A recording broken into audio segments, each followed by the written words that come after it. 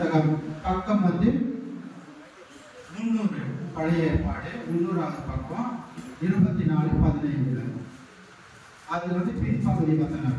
நானும் என் வீட்டாருமோ என்றால் கர்த்தரையே சேவிப்போம். நாம் கண்களின் போது இந்த வார்த்தைக்காக நான் ஜெபம் செய்வோம். கைவிடா தெய்வமே கருணையின் தீகரமே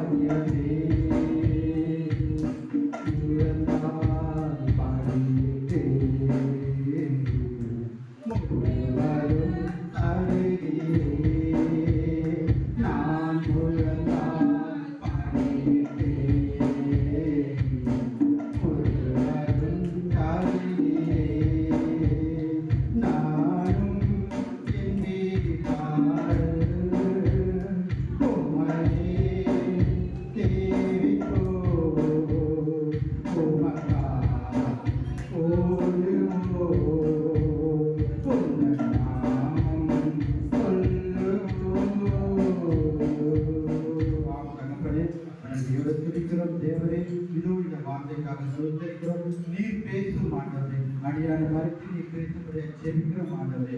ஆண்டவரே விசேஷமாக இந்த நாளில் ஜெப குறிப்புக்காக சோதரிக்கிறோம். பிறந்த நாள் காண்கின்ற தமது அண்ணாதுரை, பிரசாந்த் குணசேகர், பிரேமாசேகர் அவர்களுக்கு பிறந்த நாள் ஆண்டவரே ஆயுசு நாட்களை கூட்டி தந்ததற்காக சோதரிக்கிறோம் ஆண்டவரே. இன்னும் ஆண்டவருடைய குடும்பங்களை ஆசீர்வதியும் ஆண்டவரே. இந்த பிறந்த நாளில் காண்கின்ற அந்த சந்தோஷம், மகிழ்ச்சி, சமாதானம் அவர்களுக்கு என்றென்றைக்கும் நிலைத்து நிற்க என் தேவனுடைய கருத்திலே நான் ஒப்புக்கொடுக்கிறோம் ஆண்டவரே. இந்த 3 சகோதரர்களை ஆண்டவரே அவருடைய கையில் பிரார்த்தனை முதற்கொண்டு ஒவ்வொன்றையும் ஆசீர்வதித்து இன்னும் கர்த்தருடைய ஊழியர்களை தாங்கவும் அதிலே கர்த்தருக்கு என்று கொடுக்கவும் ஆண்டவரே அவர்கள் முன்னிருந்து படிக்க செய்கிறேன். நீங்கள் பொறுப்படுத்திக் கொண்டு வழங்கும் இயேசுவின் நாமத்தின் மூலமாக பிதாவே. ஆமென். ஹல்லேலூயா, ஹல்லேலூயா. இங்கே நாம் வாசித்தோம், நானும் என் வீட்டாருமோ என்றால் கர்த்தரையே சேவிப்போம் என்று. வாலிப நாட்களிலே இந்த வசனத்தை படிக்கும் போதெல்லாம் எனக்கு புரியாது. அது என்ன நானும் என் வீட்டாருமோ வென்றால் கர்த்தரையே சேவி. அந்த வென்றால் என்ற அந்த அர்த்தமே அப்ப எனக்கு புரியல. அதாவது ஒரு 18-19 வயதுக்கு அந்த டீனேஜ் பருவத்தில் இருக்கும் பொழுது பின்பாடு காலத்தில் அந்த ஊழியத்தின் பாதையில வரும்பொழுது கர்த்தர் எனக்கு வேதத்தின் ஞானத்தை எனக்கு தந்த போது அப்போதான் என்னுடைய வசனங்களுடைய அர்த்தம் எனக்கு புரிந்தது. மோசேயின் மரணத்திற்கு பிற்பாடு இஸ்ரவேல் ஜனங்களை வழிநடத்த யோசுவா தான் அந்த பொறுப்பை ஏற்றுக்கொண்டார். ஆமென். ஹல்லேலூயா. இந்த யோசுவா ஜனங்களை வழி நடத்தினார். மோசேயின் மரணத்திற்கு பிற்பாடு எவ்வளவோ தடைகள் நாம் வாசித்திருக்கிறோம். எரிகோ என்கிற தடை வந்தது, ஆகி பட்டணம் என்கிற ஒரு தடை வந்தது. எவ்வளவோ சத்துருக்களை அவர் எதிர்கொண்டார்கள். இவர்கள் இப்போது கானான் தேசத்திற்கு கால் வைக்கிறார்கள். ஆபிரகாமுக்கு வாக்குத்தத்தம் பண்ணின தேசம் உன் மூலம் உன் சந்ததி ஆசீர்வதிக்கப்படும் என்று சொல்லி இஸ்ரவேல் ஜனங்கள் 430 வருடம் எகிப்திலே அடிமையாக இருந்தார்கள். அடிமை வாழ்க்கை வாழ்ந்தார்கள். நமக்கு நன்றாகவே தெரியும் தேவனுடைய ஜனமே. நான் சுருக்கமாக சொல்லி வசனத்துக்கு நேராக நான் கடந்து செல்ல விரும்புகிறேன். அப்பொழுது இஸ்ரவேல் ஜனங்களை தேவன் ஆசீர்வதிப்பதை பிரியம் என்று சொல்லி எண்ணாகமத்திலே நாம் வாசிக்கிறோம். இப்போது மோசேயின் மரணத்திற்கு பிற்பாடு யோசுவாவின் மூலமாக தேவன் என்ன செய்கிறார்? ஜனங்களை வழிநடத்துகிறார். உண்மையாகவே தேவன் உங்களையும் என்னை வழிநடத்தினாரா இல்லையா? 5 மாதம் முழுவதும் என்னை வழிநடத்தினார் என்று சொல்லுகிறார். உற்சாகமாக இல்லை, நான் என்னுடைய பலத்தினால் தான் இந்த 5 மாதம் நான் கடந்து வந்தேன் என்று சொல்லுகிறவர் யாராவது உண்டா? இல்லை, என்னுடைய பணம் சம்பாதித்தினால் தான் நான் கடந்து வந்தேன் என்று யாராவது சொல்லுகிறவர் உண்டா? இல்லை, என்னுடைய ஞானத்தினால் என்னுடைய அறிவினால் தான் நான் இந்த 5 மாதம் முழுவதும் நான் நடந்து வந்தேன் என்று சொல்லுகிறவர் உண்டா? யாரும் அப்படி இருக்க முடியாது. ஆமென். ஹல்லேலூயா. கர்த்தரை ருசி பார்த்தவர்கள் மாத்திரமே கர்த்தரை நடத்தினார் என்று சொல்வார்கள். ஆமென். தேவனுடைய ஜனமே, யோசுவாவும் அது போலதான் வீட்டாருமோ என்றால் கர்த்தரையே சேவிப்போம் என்று சொல்கிறார். என்ன இப்போ அந்த வசனத்தை முழுதுமாக நான் வாசிக்கிறேன். 15 கர்த்தரை சேவிக்கிறது உங்கள் பார்வைக்கு ஆகாததாய் கண்டால் பின்ன யாரை சேவிப்பீர்கள் என்று இன்று தெரிந்து கொள்ளுங்கள். நதிக்கு அப்புறத்தில் உள்ள பிதாக்கள் சேவித்த தேவர்கள் சேவிப்பீர்களோ? எம்மோரியர் தேவர்கள் சேவித்தார்கள் ஒரு காலத்திலே, அந்நிய தேவர்களை எல்லாம் சேவித்தார்கள் இஸ்ரவேல் ஜனங்கள். யோசுவா அதை சொல்லி காட்டுகிறார். உங்கள் பிதாக்கள் சேவித்த தேவர்களை சேவிப்பீர்களோ? நீங்கள் வாசம் பண்ணுகிற தேசத்து குடிகளாகிய எம்மோரியரின் தேவர்கள் சேவிப்பீர்களோ?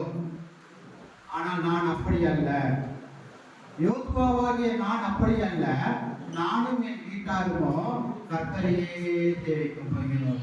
ஏனென்றால் அவர் என்னை இந்த கானான் தேசத்திலே கொண்டு வந்து சேர்ப்பேன் என்று வாக்குத்தத்தம் பண்ணி அந்த வாக்குத்தத்தத்தை நிறைவேற்றி முடித்தார். இனி தேவன் என்னை இந்த தேசத்திலே கொண்டு வந்து சேர்த்ததற்காக நான் என் தேவனை பின்வாங்கி போக மாட்டேன். இனிமேல் இனி என் வாழ்நாள் முழுவதும் என் மரணம் வரும் வரை நான் அவரையே சேவிப்பேன் என்று சொல்லி ஜனங்கள் முன்பதாக அவர் பேசுகிறவராய் இருக்கிறார். நானும் என் வீட்டாருமோ என்றால் கர்த்தரையே. அவர் வீட்டார் மாற்றமல்ல, யோசுவாவின் வீட்டிலே இருக்கிற வேலைக்காரர்கள் முதற்கொண்டு கர்த்தரையே சேவித்தார்கள் என்று வாக்குறுதியில் சொல்லப்பட்டிருக்கிறது. இன்று நாம் யாரை சேவிக்கிறோம்? கர்த்தரை சேவிக்கிறோமா? கர்த்தரை நாம் சேவிக்கிறோம் என்றால் நாம் தேவனுடைய சமூகத்திலே எப்படி உற்சாகமாய் காணப்படுவோம்? ஒவ்வொரு நாளும் உற்சாகமாய் என்ன விதமான பலவீனங்கள் வந்தாலும் சரி, அந்த பலவீனத்தை எல்லாம் தள்ளி போட்டு தேவன் எனக்கு சபையிலே அவரை ஆராதிக்கும் போது பாடும்போது எனக்கு பலத்தை கொடுப்பார். ஏனென்றால் நான் சேவிக்கிறவர் ஜீவனுள்ள தேவன், அவரையே நான் சேவிக்கிறேன், அவரையே நான் ஆராதிக்கிறேன் என்று சொல்லி என்ன செய்வார்களாம்? அவர்கள் 8:30 மணிக்கு ஆராதனை என்றால் 8:15 8:20 அந்த 8:25 எல்லாம் வந்து உள்ள வந்து ஆஜராகி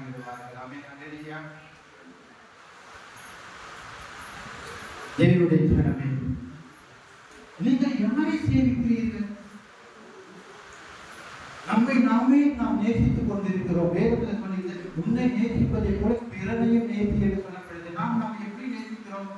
காலையிலே எழுந்தவுடன் கண்ணாடியை பார்த்துக் கொள்கிறோம். நம்முடைய முகம் எப்படி இருக்கிறது என்று சொல்லி உடனே ஏதாவது கரைகள் இருக்கும் என்றால் உடனே நாம் தண்ணியை போட்டு கழுவுகிறோம், சரி பண்ணி கொள்கிறோம். அதை நம்மை நாமே நேசிப்பது. நம்முடைய ஆடைகள் சரியாக இருக்கிறதா, நாம் சுற்றியுள்ள உறுப்புகள் சரியாக இருக்கிறதா என்பதை நாம் பார்த்துக் கொள்கிறோம். இவையெல்லாம் நல்லது இல்லை என்பது நம்மை நாம் நேசிப்பது போல நாம் கர்த்தரை நேசிக்கிறோமா? நம்மை நல்லறியா ஐயோ நேரம் ஆகிறது, நாம் ஆலயத்துக்கு போக வேண்டும். அங்கே பாடல்களோடு நாம் கடவுள் கலந்து ஆராதனையை நாமும் சேர்ந்து ஆராதிக்க வேண்டும். தேவனுடைய வார்த்தை கேட்க வேண்டும், சாட்சியாக இருக்க வேண்டும். இதையெல்லாம் சேர்த்துதான் கர்த்தரை சேவிக்கிறது என்பது பொருளாகும். நம்மை நல்லறியா விக்கிரகத்தை மாத்திரம் சேவிப்பதை விக்கிரக ஆராதனை அல்ல. நம்மிடம் ஒரு அழகான ஒரு பொருள் இருக்கும் என்றால் அந்த ஒரு பொருளை நாம் நேசிக்கிறோம் என்றால் அதுவும் ஒரு விக்கிரகமாக மாறுகிறது. நாமே தேவனை இரண்டாவது பட்சத்தில் வைத்து நாம் என்ன செய்கிறோம்? நாம் நேசித்த பொருளை முதலாவதாக நாம் வைத்துக் கொள்வது என்று சொன்னது. நேசித்த பொருளை முதலாவதாக வைத்துக் கொள்கிறோம். கொஞ்சம் நாம் சிந்திக்க வேண்டும். தேவன் நம்மை எவ்வளவு நேசித்தார் என்பது நீங்கள் யாத்ராகமத்தில் இருந்து இந்த யோசுவா முடிகிற புத்தகம் ஃபுல்லா நீங்க வாசித்து பாருங்கள். அதில் தேவன் எப்படியெல்லாம் அதிசயமாய் ஜனங்களை நடத்தினார் என்று பெண்களிலிருந்து ஆரம்பித்த பிரச்சனை ஆகிய பட்டணம் வரைக்கும் அவர்கள் தேவன் நடத்தி கொண்டு வந்தார். எத்தனை பிரச்சனை, எத்தனை தடைகள், ஆனால் எல்லாவற்றையும் தேவன் என்ன செய்தார்? அவர்களை கொண்டு வந்தார். நாம் இன்றைக்கு நாம் யாரை சேவிக்கிறோம்? ஜீவனுள்ள தேவனை சேவிக்கிறோமா? நாம் வார்த்தைகளாலே நாம் கர்த்தரை சேவிப்பேன் என்று சொல்லலாம். வீட்டிலே வசனம் போர்டு இருக்கும், வசன பலகை இருக்கும். நானும் என் வீட்டார்கள் கர்த்தரையை சேவிப்போம். கதவுகளிலே ஒட்டி வைத்திருப்பார்கள் அந்த வசனத்தை. ஆனால் உள்ள போய் பார்த்தால் அங்கே யாரை சேவிப்பார்கள் என்றால் தலைவர்களுடைய படங்கள் அதிகமாக இருக்கும். நடிகருடைய படமும் அரசியல்வாதிகளின் படங்கள் தான் அதிகமாக இருக்கும். ஆனா வீட்டுக்கு வெளியே எப்படி இருக்கிறது? நானும் என் வீட்டார்கள் என்றால் கர்த்தரையை சேவிப்போம் என்று. ஆனால் உள்ள போய் பார்க்கும் போதுதான் எப்படிப்பட்டதா இருக்கிறது, யாரை சேவிக்கிறார்கள் என்று. நம்முடைய சபை குடும்பங்கள் அப்படி இருப்பார்கள் நான் நினைக்கிறேன். நாம் வாசிக்கலாம். 1 ராஜாக்களின் புத்தகம் 18ஆம் அதிகாரம் 21ஆம் வசனம்.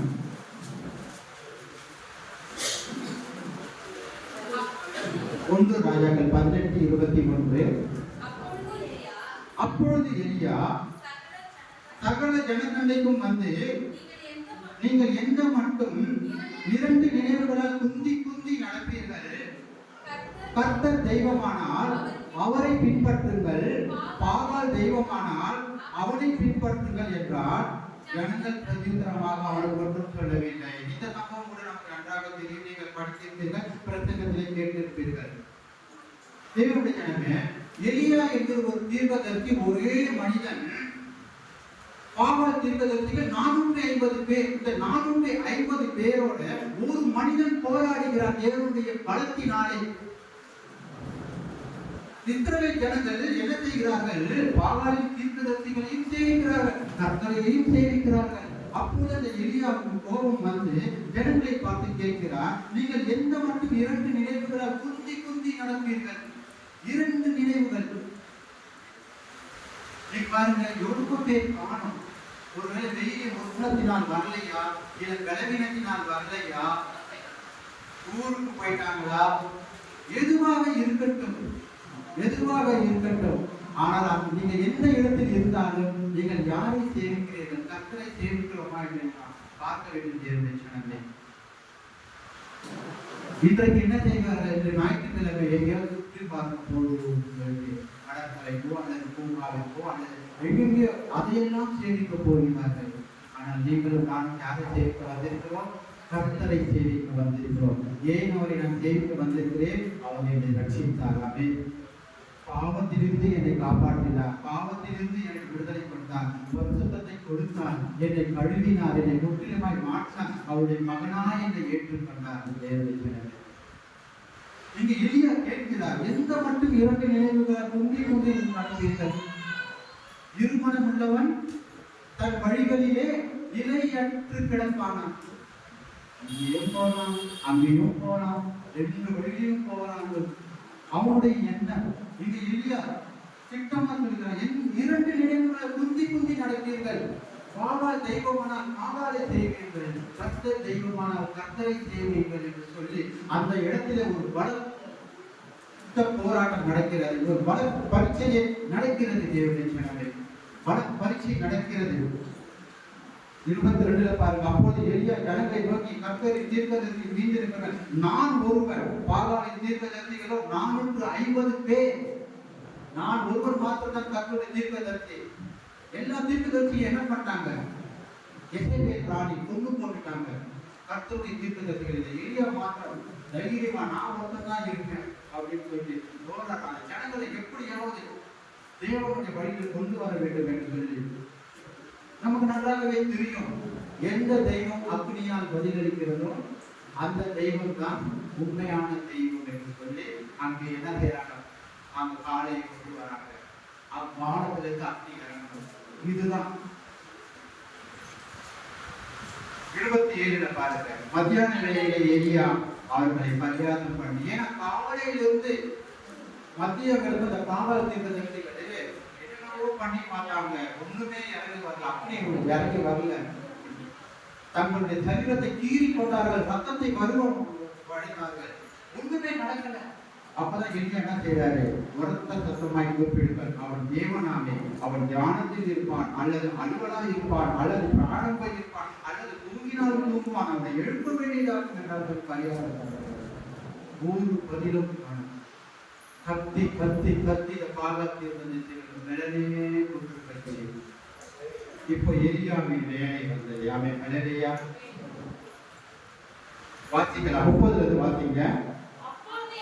அப்பொழுது எலியா சகல ஜனங்களை நோக்கி, என்கிட்டே வாருங்கள்.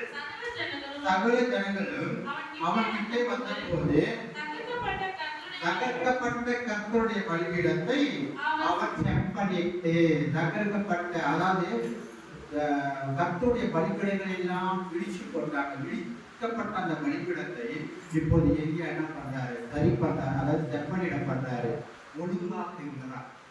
தகர்க்கப்பட்ட பலிபீடத்தை முதலாவதாக என்ன செய்யறாரு? ஒழுங்குபடுத்துகிறார். ஜனங்களை எல்லாம் கிட்ட வருகிறாரு. நீங்க அங்க இருந்தது போதும். அதுக்கு கண்ணே காணாதே, வாயிற்கு பேசாதே, கையிற்கு கொண்டு செய்யாது, காலிற்கு கடவாதே, அந்த கிட்ட நீங்க இருந்தது போது நீங்க வாங்க என்கிட்ட சொல்லி சகல ஜனத்தை கூட்டுறாரு. கூட்டிட்டு அங்க தகர்க்கப்பட்ட கற்களுடைய பலிபீடத்தை செக் பண்ணிட்டு 31 வாசிங்க. உனக்கு இஸ்ரவேல் என்று பேர் இருப்பதாக என்று சொல்லி கர்த்தருடைய வார்த்தையை பெற்ற யாக்கோபுடைய குமாரரால் உண்டான கோத்திரங்களுடைய இலக்கத்தின்படியே 12 கற்களை எடுத்து யாக்கோபின் 12 கோத்திரங்களின்படி ஒவ்வொரு கற்களா எடுத்து வைக்கிறாரு. அந்த கற்களாலே கர்த்தருடைய நாமத்திற்கென்று ஒரு பலிபீடத்தை கட்டி பலிபீடத்தை சுற்றிலும் தானியம் அணைக்கிற 2 படி விதை விதைக்கிற தக்க இடமான ஒரு வாய்க்காலை உண்டாக்கி அடுத்தது விறகுகளை அடுத்ததாக ஒரு காலை கல்லு கல்லாக துண்டித்து விறகுகளின் மேல வைக்கிறாங்க. வச்சது நல்லாக எத்தனை கூட தண்ணி ஊற்றுறாங்க பாருங்க. விறகுகளின் மேல் ஊற்றுங்கள் என்றார் 4 கூட தண்ணீர் கொண்டு வந்து அதுவும் பார்த்தாங்க திருப்பி தண்ணியை ஊற்றுறாங்க. வெளியே பாருங்க எப்படி எல்லாம் செய்யறாங்க சொல்லி விறகுகளின் மேல தண்ணி ஊற்றுனா அந்த விறகுகள் நெருங்கிமா இருந்தாலும் அவருக்கு ஒரு விசுவாசம். இந்த பாவ தீர்க்கதரிசிகள் காண வேண்டும், இஸ்ரவேல் காண வேண்டும் என்று சொல்லி விறகுகளின் மேலாம் தண்ணி ஊற்றுறாங்க. கடைசியாக எலியாவை என்ன செய்யறாரு, ஜெபிக்கிறாரு பாருங்க. 37 வாசிங்க.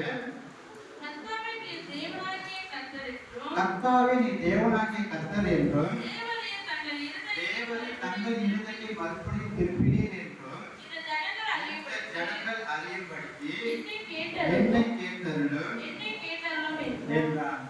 முடிவுக்கு ஆண்டவரே வானத்துக்கு அப்படி இருக்குங்க, இல்லைன்னா என்னுடைய மானம் போயிடும், நான் போய் முன்னாடி தலைவர் குடிச்சு போயிடுவேன், தேவையில்லாத வார்த்தையெல்லாம் சொல்லி ஜெபமே பண்ணார். அவர் நல்லதையா இன்னைக்கு நம்முடைய ஜெபங்கள் எப்படிப்பட்டதா இருக்கிறது? நம்முடைய ஜெபங்கள் எப்படிப்பட்டதா இருக்கிறது?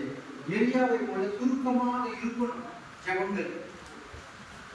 ஒரு பையன் வந்து சர்ச்சுக்கே போக மாட்டான். அம்மா வாடா சர்ச்சுக்கு சொல்லி வரவே மாட்டான். சரி ஜெபம்னா கற்றுக் கொடுக்குறேன்டா அப்படின்னு சொல்லுவாங்க. ஜெபம் கூட அவன் வந்து எனக்கு வேணுமா, தன்னுடைய தாய்க்கு கீழ்ப்படவே இல்லை. ஒரு நாள் அவன் காட்டில் பக்கமாக சென்று கொண்டிருக்கும் போது தனியாக நடந்து கொண்டிருக்கும் ஒரு புலி அவனை வேகமாக துரத்தினது.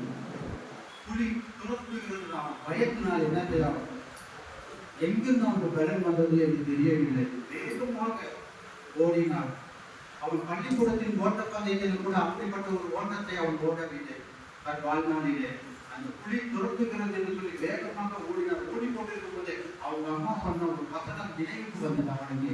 ஆபத்து காலத்திலே கர்த்தரை நோக்கி கூப்பிட்டு சொல்லி அந்த வசனம் நினைவுக்கு வந்தவுடனே அங்கே ஒரு வேரை தடுத்து அவன் அப்படியே புரண்டு அப்படியே விழுந்து விட்டான் கீழே. புலியும் இப்போது நெருங்கி விட்டது. என்ன செய்வது என்று தெரியவில்லை. உடனே முழங்கால் படிக்கிறார். அலையா முழங்கால் படிக்கிட்டு ஜெபிக்கவே தெரியாத அவருக்கு என்ன ஜெபம் பண்றாங்க அவன், ஆண்டவரே இந்த புதிய கிறிஸ்துவ புள்ளியாக மாற்றும், ஆண்டவரே இந்த புதிய கிறிஸ்துவ புள்ளியாக மாற்றும் என்று சொல்லி என்ன கிறிஸ்தவ புள்ளியாக மாற்றும். இவன் ஜெபிக்க பக்கத்துல ஆமேன் ஆண்டவரை சோத்திரமானது ஒரு குரல் வருது. மெதுவா கண்ணை திறந்து பார்த்தா இவனுக்கு எது நம்ம புள்ளி வந்து ஆமேன் சோத்திரம் சொல்லி இருக்கு. இவனுக்கும் ரொம்ப ஆச்சரியமா இருக்கு. உடனே அந்த புள்ளிக்கு கேட்கிறாங்க, கிறிஸ்தவ புள்ளியாக அதுக்கு அந்த புள்ளி சொல்லிச்சு, நீங்க நான் வந்து கிறிஸ்தவ அல்ல, கிறிஸ்து எனக்குள் இருப்பதால் நான் கிறிஸ்தவ புள்ளி அல்ல என்று சொல்லிச்சு. நீங்க வேணா அநேக தேவர்களை நீங்கள் வணங்கலாம், எங்களை உண்டாக்கிய ஒரே ஒரு கடவுள் கர்த்தர் மாத்திரமே தான், நாங்கள் அவரையே வணங்குவோம். சரி நான் தான் வயசுல ஜெபம் பண்ணேன், நீங்க எதுக்கு ஜெபம் பண்ணீங்க அப்படின்னு அந்த பையன் வந்து அந்த பொடிக்கிட்ட கேட்கும்போது, ஓ அதுமா தம்பி சாப்பிட்றதுக்கு முன்னாடி நான் ஜெபம் பண்றது வழங்கணும்னு சொல்லிச்சேன். ஆமே நம்ம இல்லையா? இன்னைக்கு நம்ம சாப்பிட்றதுக்கு முன்னாடி நம்ம ஜெபம் பண்றோமா சொல்லுங்க? சாப்பாடு போட்டோட உடனே நமக்குன்னு வாய்ப்பு போயிடும். இங்க எளிய சுருக்கமா ஜெபம் பண்றாரு. கர்த்தாவே கேட்டவர்களும் உடனே அடுத்த வசனத்தை வாசிச்சு பாருங்க. அப்பொழுது கர்த்தரிடத்தில் இருந்து அக்கினி இறங்கி அந்த சர்வாங்க தகன பலியையும் விறகுகளையும் கற்களையும் மண்ணை தன்னையும் பட்சித்து வாழ்நாளில் என்ன தண்ணீரையும் நக்கி போட்டதை கரங்களை கட்டி நாம் தேவனுடைய நாமத்தை நாம் பயன்படுத்துவோமா? ஆனால் தீர்க்கதரிசிகள் காலை முதல் மதியம் வரை கூப்பிட்டு பார்த்தார்கள், ஒன்றுமே நடக்கவில்லை. எலியா கர்த்தாவே கேட்டது, இந்த ஜனத்தினுடைய இருதயத்தில் திருப்பினேன் என்றும் இந்த ஜனங்கள் அறியும்படிக்கு என்னுடைய பெருமைக்காக அல்ல, என்னுடைய ஜெபத்தின் மேன்மைக்காக அல்ல கர்த்தாவே, இந்த ஜனங்கள் அறியும்படிக்கு என்னை கேட்டது என்று சொல்லி ஜெபம் பண்ண வானத்திலிருந்து அக்னி இறங்கி அங்க இருக்கிற கிரகங்கள் காலையில் எல்லாமே பண்ணிருப்பாங்க. அடுத்தது என்ன சம்பவிக்குது பாருங்க 39ல, ஜனங்கள் எல்லாரும் இதை கண்டபொழுது முககுப்புற விழுந்து கர்த்தரே தெய்வம் என்றார்கள். பாருங்க, அதிசயத்தை பார்த்தா எல்லாரும் கர்த்தரே தெய்வம் அப்பா. இந்த காலகட்டத்தில் கூட அப்படியாகத்தான் இருக்குது.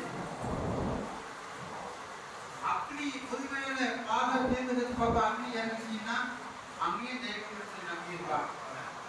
ஆனா அது கண்டிப்பாக ஒண்ணுமே இல்லை.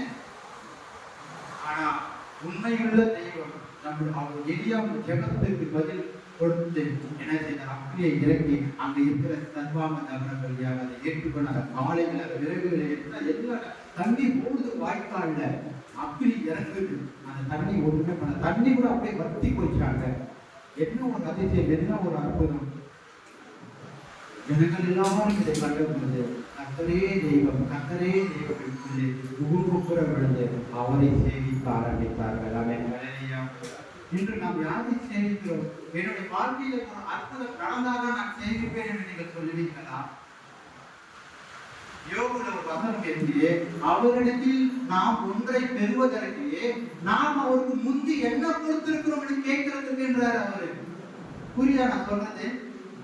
அவரிடத்தில் நாம் ஒன்றை பெறுவதற்கு நாம என்ன கொடுத்திருக்கோம் அவருக்கு? நாம் ஒண்ணுமே கொடுக்கலங்க, ஆனா நம்ம கேட்கறதுல அவர் கொடுக்கிறாரு. ஆனா நாம் அவரை சேவிக்கிறோமா? உண்மையா அவரை நாம் சேவிக்கிறோமா? பார்த்து மட்டும் காரணம்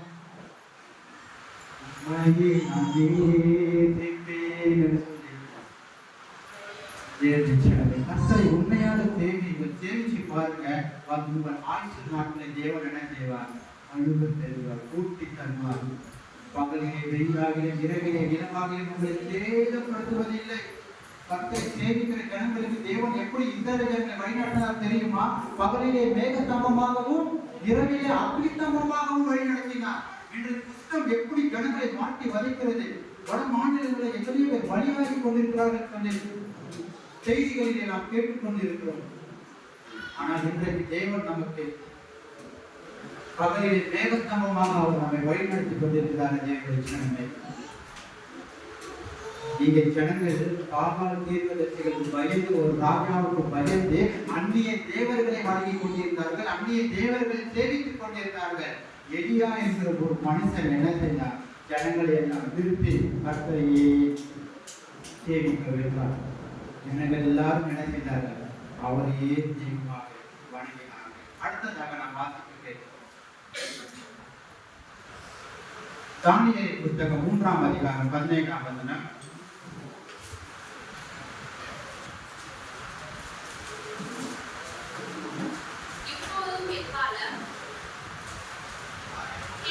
தானியேல் 3:15. இப்போதும் எக்காலம் நாதசுரர், கின்னரர், வீணை, சுரமண்டலம், தம்புரு முதலான சகலவித கீத வாத்தியங்களின் சத்தங்களையும் நீங்கள் கேட்கும்போது தாழ விழுந்து நான் பண்ணி வைத்த சிலையை பணிந்து கொள்ள ஆயத்தமாயிருந்தால் அல்லது பணிந்து கொள்ளாதிருந்தீர்களே யாகில் அந்நேரமே எரிகிற அக்கினி சூளையின் நடுவிலே போடப்படுவீர்கள். உங்களை என் கைக்கு தப்புவிக்க போகிற தேவன் யார் என்றார். இந்த சம்பவம் நமக்கு நன்றாகவே தெரியும்.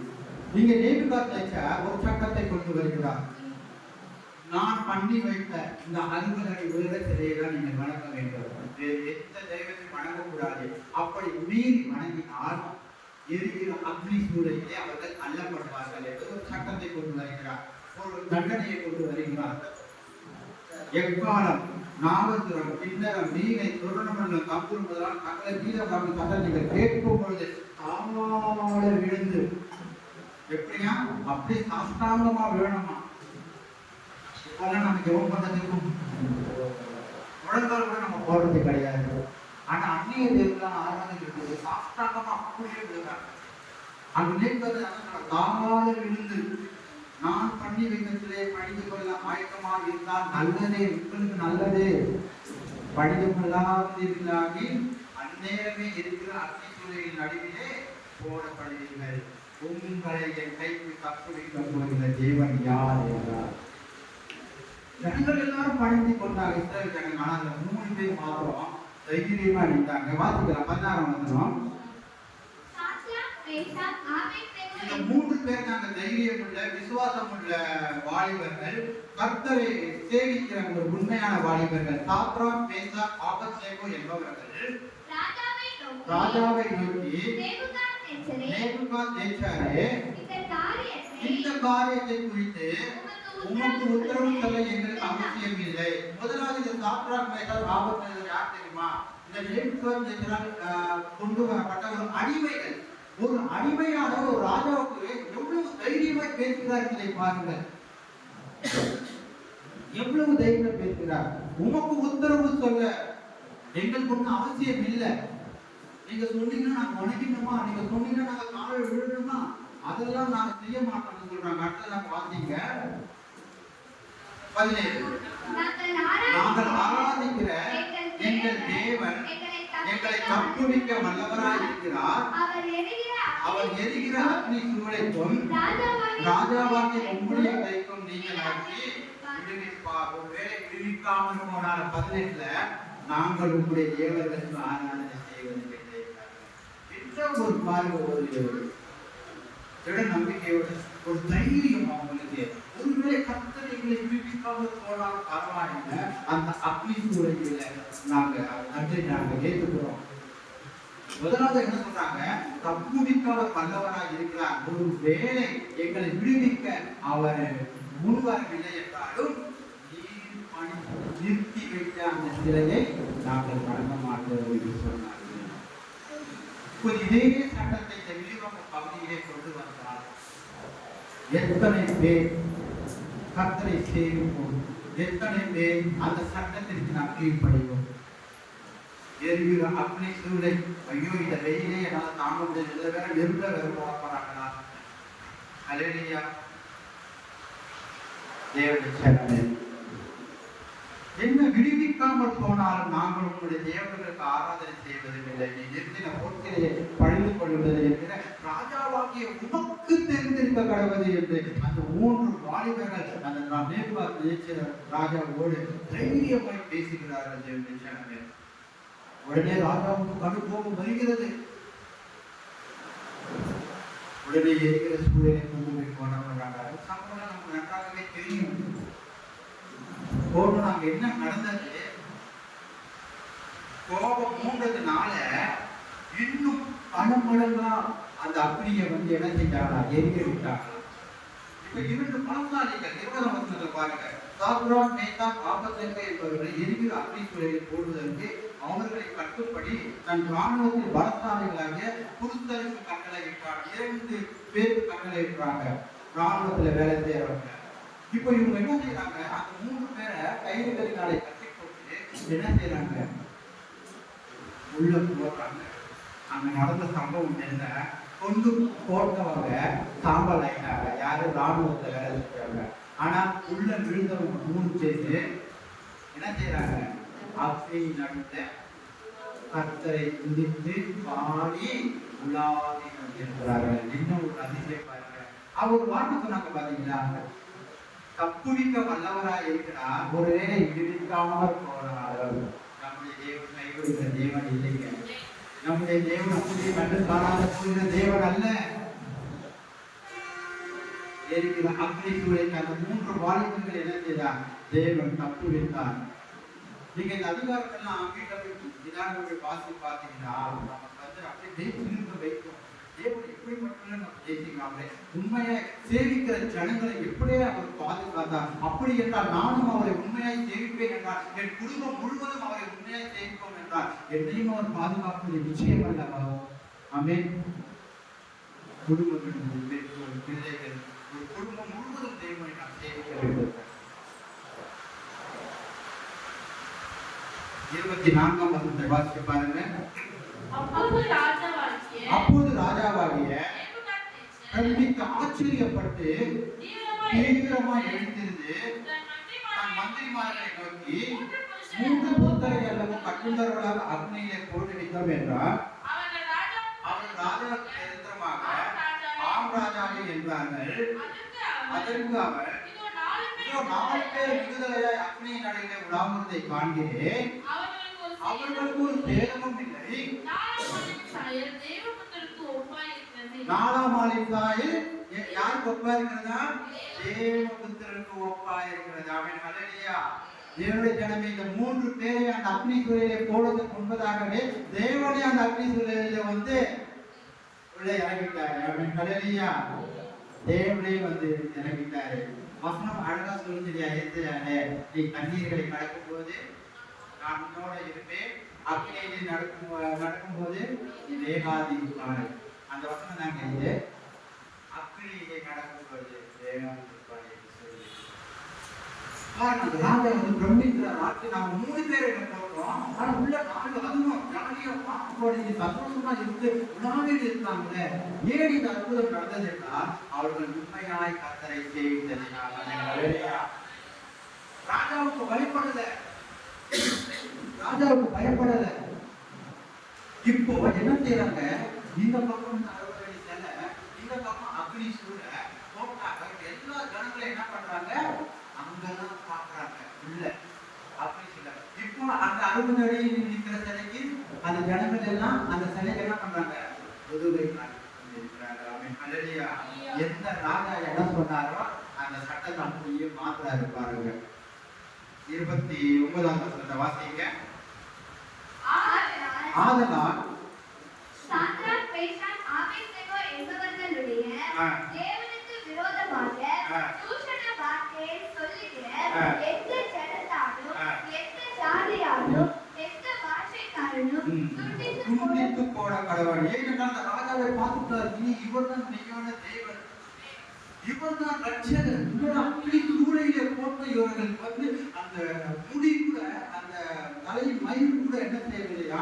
அதை கருகின அந்த வாசனை அவங்க வரல. அந்த ஆடைகள் எல்லாம் அப்படியே தான் இருக்கு. அதெல்லாம் பார்த்து பிரமித்துதான் அவர் என்ன பண்றாரு? எந்த ஜனத்தானும், எந்த ஜாதியானும், எந்த வாசிக்காரனும் துண்டித்து போட கடவுள். எதுக்கு? சாத்ராக், மேஷாக், ஆபேத்நேகோ தேவனுக்கு முன்பாக தூசித்து பேசினவர்கள் தண்டனை கொடுத்தாரு. அடுத்தது அவன் வீடு எருக்களமாக்கப்படும் என்று என்னால் தீர்மானிக்கப்படுகிறது. இவ்விதமாய் ரட்சிக்கத்தக்க தேவன் வேறொருவரும் இல்லை என்றான். அவன் ஹல்லேலூயா. இவ்விதமாய் ரட்சிக்கப்பட ஆமென்ங்க. அவருக்கு ஒரு பேர் இருக்கு, உலக ரட்சகர் என்று சொல்லி. நம்முடைய சபையின் பேர் கூட உலக ரட்சகர் சபை. அவன் ஹல்லேலூயா. உலகத்தை பாவத்தை சுமந்து தீர்க்கிற தேவ ஆட்டுக்குட்டி என்று சொல்லப்படுகிற யோவான் தீர்க்கதரிசி மூலமாக உலகத்தை பாவத்தை தேவ ஆட்டுக்குட்டி என்று சொல்கிறார். இன்றைக்கு நாம் யாரை சேவிக்கிறோம்? அங்க பாத்தீங்கன்னா இஸ்ரவேல் ஜனங்கள் பாகால் தீர்க்கதரிசியை சேவித்தார்கள். இங்க பாத்தீங்கன்னா நேபுகாத்நேச்சார் சிலையை உருவ சேவித்தார்கள். அந்த 3 வாலிபர்கள் என்ன செய்தார்கள்? அவர்கள் சேவிக்கவில்லை. இருந்தால் தண்டனையை பெற்றுக் கொண்டார்கள். ஆனால் அந்த தண்டனையிலிருந்து தேவன், அந்த இருக்கிற அக்னி சூழலிலே தேவன் அவர்கள் என்ன செய்தார்? விடுவித்து பாதுகாத்தார். தேவனை ஜனங்களை விடுவித்து பாதுகாத்தார். நீங்களும் இதே போல சாத்ராக், மேஷாக், ஆபேத்நேகோ என்பவர்களை போல இருப்பீர்கள் என்றால் உங்களுக்கு எந்த பிரச்சனை வந்தாலும் சரி, எப்பேற்பட்ட உபாதைகள் வந்தாலும் சரி, எப்பேற்பட்ட உங்கள் சரீரத்திலே மரண வியாதி வந்தாலும் சரி, உங்களை தேவன் தப்புவிக்க வல்லவராய் இருக்கிறார். ஆமென். ஹல்லேலூயா. ஹல்லேலூயா. தேவனுடைய நாமம் ஸ்தோத்திரம் உண்டாவதாக. இப்படியாக பாருங்கள், இவர்கள் 3 பேரும் என்ன செய்தார்கள்? தைரியமாக விசுவாசத்தோடு இருந்ததனால்தான் இவர்கள் தேவனை உண்மையாய் சேவித்தார்கள். தேவன் அவர்களை விடுதலையாக்கினார். அடுத்ததாக நாம் வாசிக்க கேட்போம். கடைசியாக ரூத்தின் புத்தகம் 1ஆம் அதிகாரம்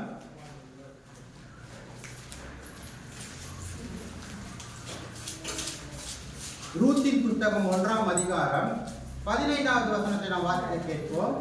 அப்பொழுது அப்பொழுது அவர், இதோ உன் சகோதரி தன் ஜனங்களிடத்திற்கும் தன் தேவர்களிடத்திற்கும் திரும்பி போய்விட்டாளே, நீயும் உன் சகோதரியின் பிறகே திரும்பி போ என்றார். ஹல்லேலூயா. இந்த சம்பவம் நமக்கு நன்றாக தெரியும். முதல் அதிகாரம் முழுவதும் நீங்க வீட்டுல போய் வாசித்து பார்த்தீங்கன்னா, பெத்லகேம் தேசத்திலே ஒரு கொடிதான பஞ்சம் உண்டாகிறது. இந்த பஞ்சத்தின் நிமித்தமாக இங்கே ஒரு குடும்பம் மோவாப் தேசத்திற்கு குடி போகுது. ஏனென்றால்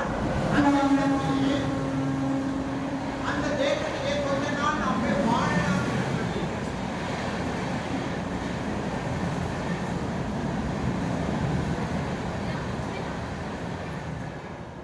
அந்த மனிதனுடைய பெயர் எலிமெலேக்கு, அவருடைய மனைவியின் பெயர் நகோமி. இவர்களுக்கு 2 குமாரர்கள் இருந்தார்கள். அந்த குமாரருடைய பெயர்கள் இங்க எழுதப்பட்டிருக்கு. நீங்க ஒருவன் பேர் கிலியோன், இன்னொரு பேர் மக்லோன் என்று சொல்லி.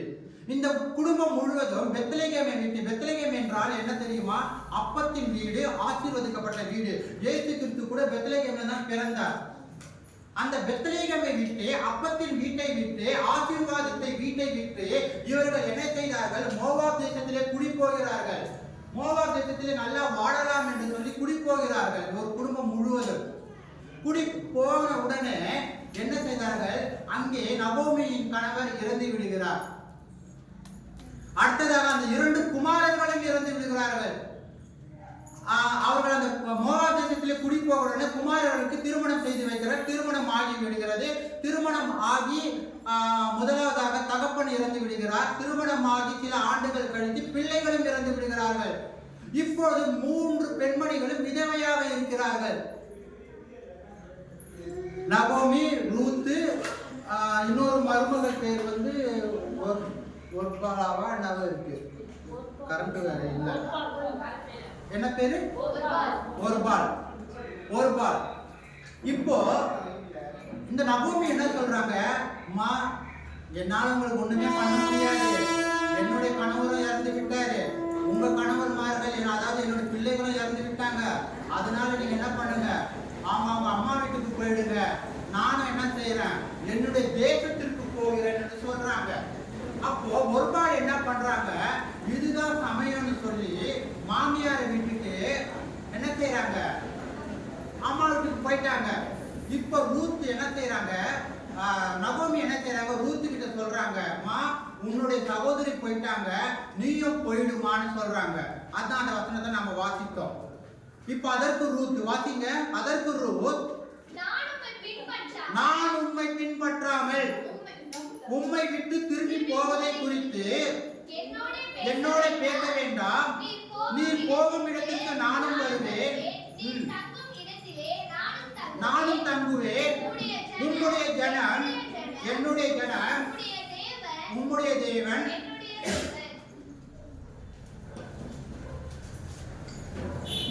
முதலாவதாக இந்த பெண்களை எடுத்த தேசம் மோவாப் தேசம். மோவாப் என்பது கர்த்தருக்கு அருவருப்பான தேசம். நன்றாக புரிந்து கொண்டுங்கள். மோவாப் என்பது தகப்பன் மூலமாய் பிறந்ததுனால அங்கே அது கர்த்தருக்கு அருவருப்பாய் மாறிவிட்டது. ஆகவே அது சபிக்கப்பட்ட தேசம் மோவாப் தேசம். 10 தலைவர்களுக்கும் அவர்கள் என்ன செய்யக்கூடாது? சபைகளுக்குள்ள பிரவேசிக்க கூடாது என்று தேவன் ஒரு கட்டளை இட்டிருந்தார். ஆனாலும் அந்த கட்டளையை மீறி என்ன செய்தார்கள்? இவர்கள் பிள்ளைகளை அந்த தேசத்திலே இவர்கள் கட்டி கொடுத்தார்கள்.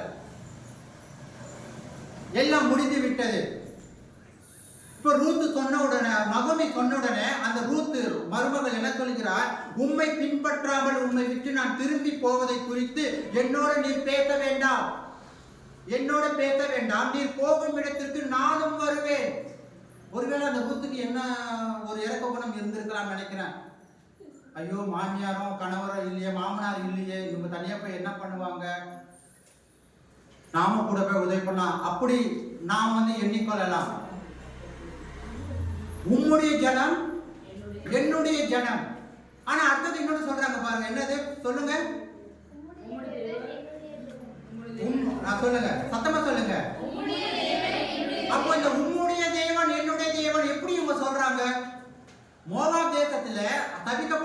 தேசம், கர்த்தரை அறியாத தேசம், ஒரு அருவருப்பான தேசம், விக்கிரகங்களை ஆராதிக்கிற சேவிக்கிற ஒரு தேசத்தில் இருந்த ஒரு பெண் எப்படி உம்முடைய தேவன் என்னுடைய தேவன் என்று சொல்ல முடியும்?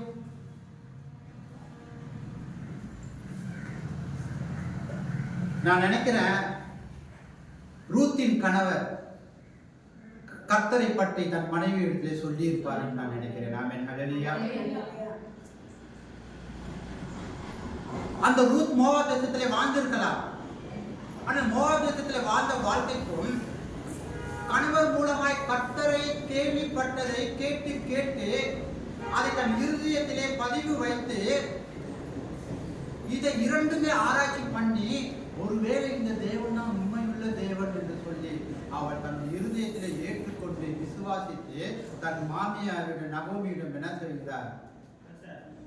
வைராக்கியமாய் இருக்கிறார். இன்னைக்கு எந்த மாமியார் ஆச்சுன்னா நம்ம மாமியார் கிட்ட எந்த மருமகள் அந்த மாதிரி இருக்காங்க? சல்லடை போட்டு தேடினாலும் அது அப்படிப்பட்ட ரூத்தை போல ஒரு மருமக என்ன செய்யறதில்லை, எங்கேயுமே நாம வந்து பார்க்க முடியாது. தேவனுடைய ஜனமே, இந்த ரூத்தின் புத்தகம் 4 அதிகாரம் தான் ரூத்து. நீங்க வீட்டுல போய் தயவு செய்து போய் வாசி பாருங்க, ரொம்ப அருமையா இருப்பான். அதுக்கப்புறம் ரூத்தை எப்படி தேவன் ஆசீர்வதிச்சாருன்னு நான் சுருக்கமா சொல்லி நான் முடிச்சிடறேன், ரொம்ப நேரம் கூட இல்லை. அடுத்ததா அவங்க சொல்றாங்க பாருங்க, நீ மரணம் அடையும் இடத்தில், வசனம் வந்து 17, நீ மரணம் அடையும் இடத்திலே நானும் மரணம் அடைந்து அங்கே அடக்கம் பண்ணப்படுவேன். மரணமே அல்லாமல் வேறொன்றும் உம்மை விட்டு என்னை பிரித்தால் கர்த்தர் அதற்கு சரியாகவும் அதற்கு அதிகமாகவும் எனக்கு செய்ய கடவர்.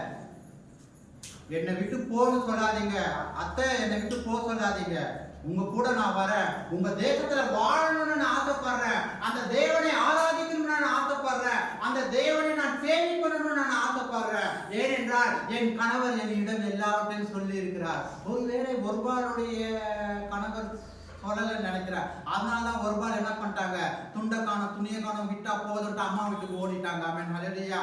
ஆனா இந்த ரூத் என்ன செய்யல, தன்னுடைய தேசத்துக்கு போகாம உண்மையுள்ள தேவனுடைய தேசத்திற்கு போக வேண்டும் என்று சொல்லி போனார். அதனாலதாங்க வேதத்துல ஒருபால் பேர் இல்ல, மத்தேயுல ரூத்தினோட பேர் என்ன செய்யுது, நட்சத்திரமா ஜொலிக்குது பாருங்க.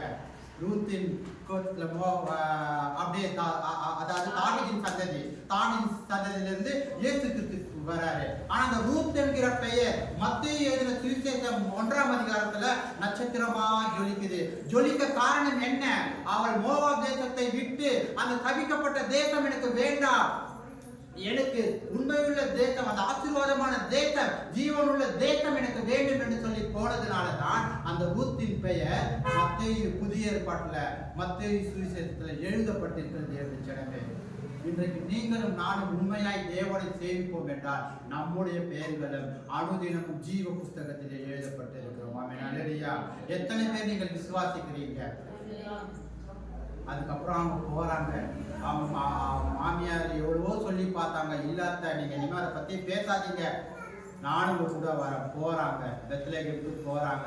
ஆனா அந்த நகோமி பாருங்க ஒரு வார்த்தை சொல்றாங்க, என்னை நகோமின்னு சொல்லாதீங்க, சர்வ வல்லவர் என் வாழ்க்கையில கசப்பை கட்டளையிட்டார். 20வது வசனம், அதற்கு அவள்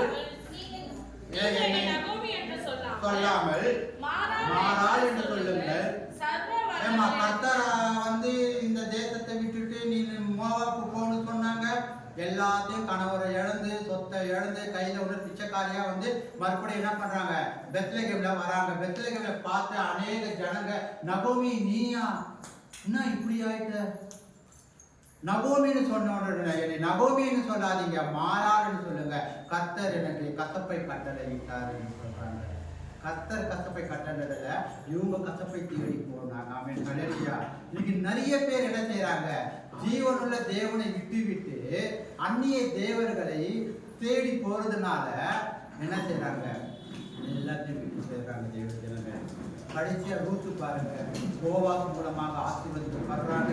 போவாஸ் மூலமாக தாவீதின் சந்ததி உருவாகுது. தாவீதின் சந்ததி மூலமா இயேசு கிறிஸ்து பிறக்கிறார். என்ன ஒரு ஆசீர்வாதம் தேவனுடைய ஜனமே. இன்னும் நிறைய வசனம் இருக்கு, நான் முடித்துக் கொள்ள விரும்புகிறேன். ஏன்னா கரண்ட் வேற இல்லை, நீங்க ரொம்ப நேரம் உட்கார்ந்து இருக்க முடியாது. இன்றைக்கு நான் சொல்ல வேண்டியது ஆவியானவர் சொல்லுகிறது என்னவென்றால், அங்கு யோசுவா சொன்னது போல நானும் என் வீட்டாருமோ வென்றால் கர்த்தரையே சேவிப்போம் என்று நீங்கள் யாரை சேவிப்பீர்கள்? யோசுவா 24ஆம் அதிகாரம் எங்க வீட்டில் போய் முழுவதுமாக வாசிங்க. அதே மாதிரி ரூத்தின் புத்தகம் வீட்டில் போய் முழுவதுமாக நீங்க வாசித்து பாருங்க.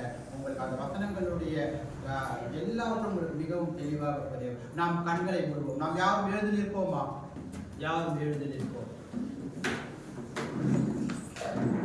கர்த்தரையே